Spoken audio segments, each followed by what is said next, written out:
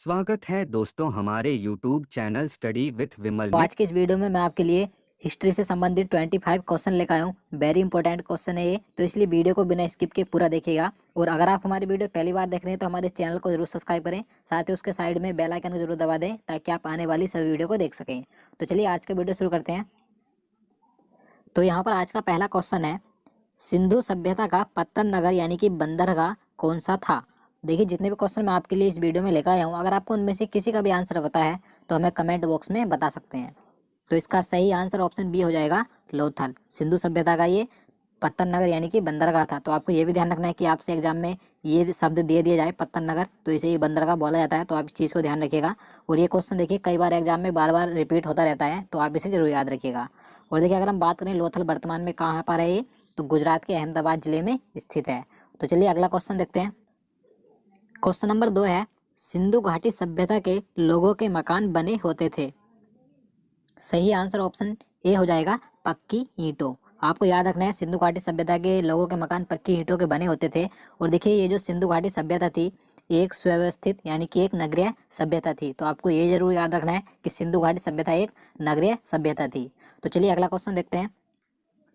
सिंधु घाटी सभ्यता का विशाल स्नानागार कहाँ पाया गया था। Right answer option B, Mohenjodaro में। आपको ये जरूर याद रखना है, कई बार एग्जाम में ये क्वेश्चन पूछा गया है। तो कहाँ पर पाया गया था, मोहनजोदड़ो में पाया गया था विशाल स्नानागार। और देखिए इस स्नानागार का प्रयोग आम जनता के लिए विशेष आयोजनों के लिए किया जाता था। और देखिए मैं आपको मोहनजोदड़ो के बारे में कुछ और पॉइंट बता देता हूँ जो कि एग्जाम में पूछे जाते हैं। मोहनजोदड़ो को मृतकों का टीला कहा जाता है, आपको याद रखना है। और देखिए मोहनजोदड़ो की खोज राखल दास बनर्जी ने 1922 ईस्वी में की थी। तो आपको ये डेट याद रखनी है। और देखिए वर्तमान में मोहनजोदड़ो पाकिस्तान के सिंध प्रांत के लारकाना जिले में सिंधु नदी के किनारे स्थित है। तो आपको ये सभी पॉइंट याद रखने हैं। तो चलिए अगला क्वेश्चन देखते हैं। क्वेश्चन नंबर 4 है, भारत में सबसे पहले खोजा गया शहर कौन सा था। Right answer option A, Harappa. Bharat में खोजा गया सबसे पहला शहर था हड़प्पा, आपको याद रखना है।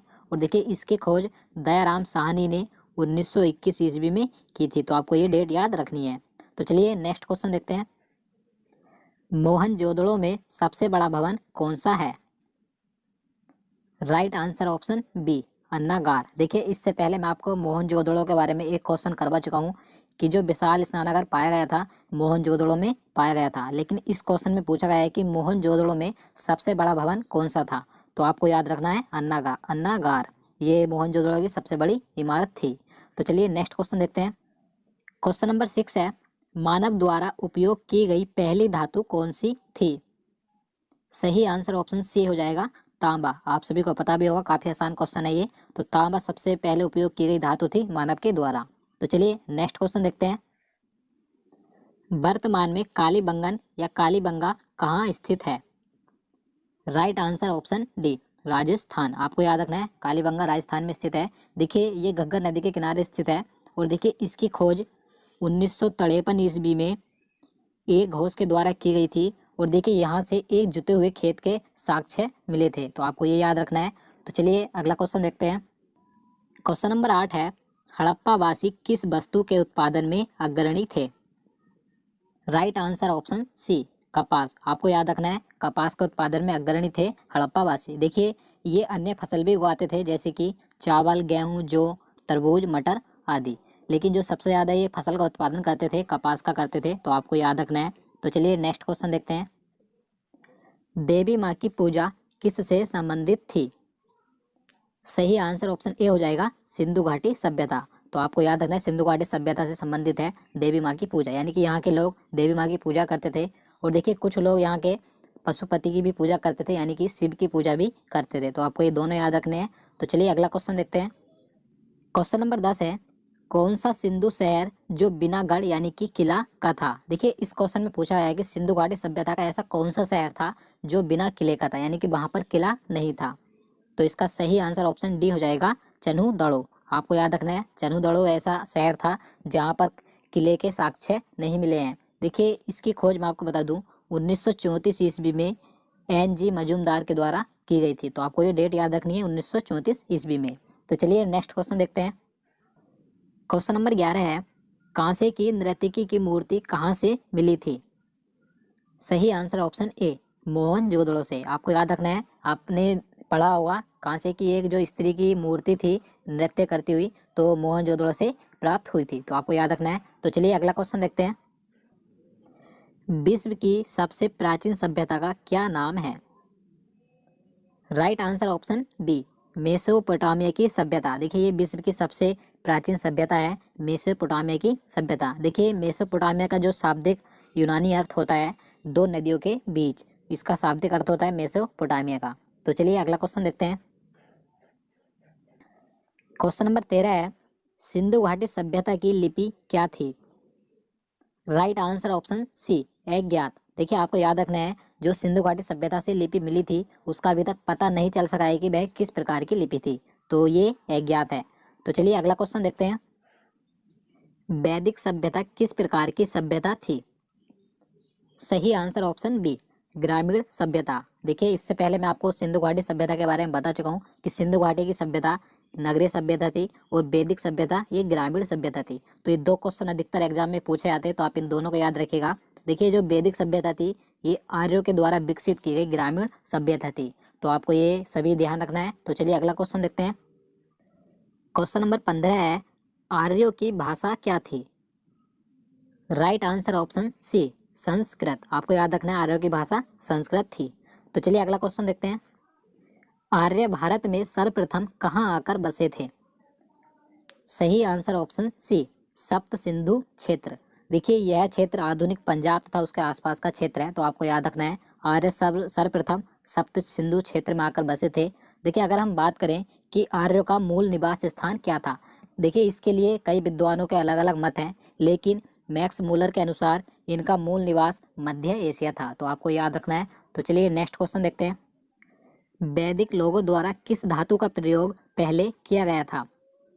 राइट आंसर ऑप्शन डी, तांबा। आपको याद रखना है। देखिए इसके बारे में आपको सही से बता देता हूँ। जो वैदिक सभ्यता थी उसे दो भागों में बांटा गया था, ऋग वैदिक काल और दूसरा उत्तर वैदिक काल। तो ऋग वैदिक काल में आर्य तांबे से परिचित थे, यानी कि वैदिक सभ्यता में के लोगों द्वारा सर्वप्रथम तांबे का प्रयोग किया गया था।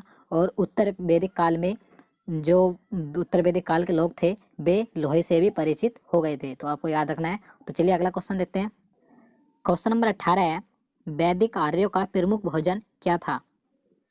राइट आंसर ऑप्शन बी, दूध और इसके उत्पाद। देखिए इनके जीवन में गाय और दूध का बहुत महत्व था। ये दूध तथा दूध में सत्तू मिलाकर पीते थे, तो आपको याद रखना है वैदिक आर्यों का प्रमुख भोजन दूध और इसके उत्पाद था। तो चलिए अगला क्वेश्चन देखते हैं। आर्य शब्द का शाब्दिक अर्थ क्या है? सही आंसर ऑप्शन बी, श्रेष्ठ या कुलीन। तो आपको याद रखना है आर्य शब्द का जो शाब्दिक अर्थ होता है श्रेष्ठ या कुलीन होता है। तो नेक्स्ट क्वेश्चन देखते हैं। क्वेश्चन नंबर 20 है, ऋग्वैदिक आर्यों का मुख्य व्यवसाय क्या था? सही आंसर ऑप्शन सी, पशुपालन। आपको याद रखना है। देखिए मैं आपको बता चुका हूँ जो वैदिक सभ्यता थी इसे दो भागों में बांटा गया था, ऋग्वैदिक काल और उत्तर वैदिक काल। तो ऋग्वैदिक काल के जो आर्य थे उनका मुख्य व्यवसाय पशुपालन था। तो चलिए अगला क्वेश्चन देखते हैं। प्रसिद्ध गायत्री मंत्र किससे लिया गया है? Right answer option D, Rigveda. देखिए आप सभी को पता भी होगा, ये क्वेश्चन कई बार एग्जाम में पूछा जाता है, तो आप इसे जरूर याद रखिएगा। देखिए ऋग्वेद के तीसरे मंडल से लिया गया है और यह सूर्य देवता को समर्पित है गायत्री मंत्र। और देखिए अगर हम बात करें ऋग्वेद में कुल 10 मंडल हैं और 1028 सूक्त हैं, और जो कुल वेदों की संख्या है आप सभी को पता होगा 4 है। 4 वेद कौन कौन से हैं? यजुर्वेद, अथर्ववेद, सामवेद और ऋग्वेद, तो आप इन्हें याद रखिएगा। तो चलिए अगला क्वेश्चन देखते हैं। क्वेश्चन नंबर 22 है, सबसे प्राचीनतम वेद कौन सा है? Right answer option D, Rigveda. काफी आसान क्वेश्चन है ये। अगर हम बात करें सबसे बाद का वेद कौन सा है, तो सबसे बाद का वेद अथर्ववेद है और सबसे प्राचीनतम यानी कि सबसे पहला वेद ऋग्वेद है, तो आप इन दोनों को याद रखिएगा। तो चलिए अगला क्वेश्चन देखते हैं। पुराणों में सबसे प्राचीन एवं प्रमाणिक कौन सा पुराण है? सही आंसर ऑप्शन ए, मत्स्य पुराण। देखिए इसके बारे में आपको बता देता हूँ। देखिए भारतीय ऐतिहासिक कथाओं का क्रमबद्ध विवरण पुराणों से मिलता है, तो आप समझ गए होंगे। देखिए कुल पुराणों की संख्या 18 है, लेकिन इनमें से सिर्फ 5 ही पुराण ऐसे हैं जिनमें राजाओं की वंशावली पाई जाती है। तो चलिए अगला क्वेश्चन देखते हैं। क्वेश्चन नंबर 24 है, ऋग्वेद का कौन सा मंडल सोम देवता को समर्पित है? सही आंसर ऑप्शन ए हो जाएगा, नौवां मंडल। मैं आपको बता चुका हूँ जो ऋग्वेद में कुल मंडल हैं 10 हैं, तो इनमें से जो नौवा मंडल है ये सोम देवता को समर्पित है। तो आप इसे याद रखिए, कई बार एग्जाम में ये भी पूछा जाता है। तो चलिए अगला क्वेश्चन देखते हैं। किस वेद में बलि सूत्रों का जिक्र किया गया है? Right answer option A, Yajurveda. आपको याद रखना है, बलि सूत्रों का जिक्र यजुर्वेद में किया गया है। और अगर हम बात करें यहाँ पर अथर्ववेद की, अथर्ववेद में जादू टोनों से संबंधित है ये। और जो सामवेद है ये संगीत से संबंधित है। और ऋग्वेद ये प्रारंभिक कार्यों के विस्तार से संबंधित है। तो आप इन चारों को याद रखिएगा। तो दोस्तों आज के लिए इतना ही। उम्मीद करता हूँ आपको वीडियो पसंद आया होगा। अगर आपको वीडियो अच्छा लगा हो तो प्लीज़ लाइक ज़रूर करना और चैनल को भी सब्सक्राइब करना। और दोस्तों अगर आप हमारे पहले के सभी वीडियो देखना चाहते हैं तो आप हमारे चैनल में जाकर उन सभी वीडियो को देख सकते हैं। आपका आने वाले एग्जाम के लिए काफ़ी महत्वपूर्ण है। तो चलिए मिलते हैं।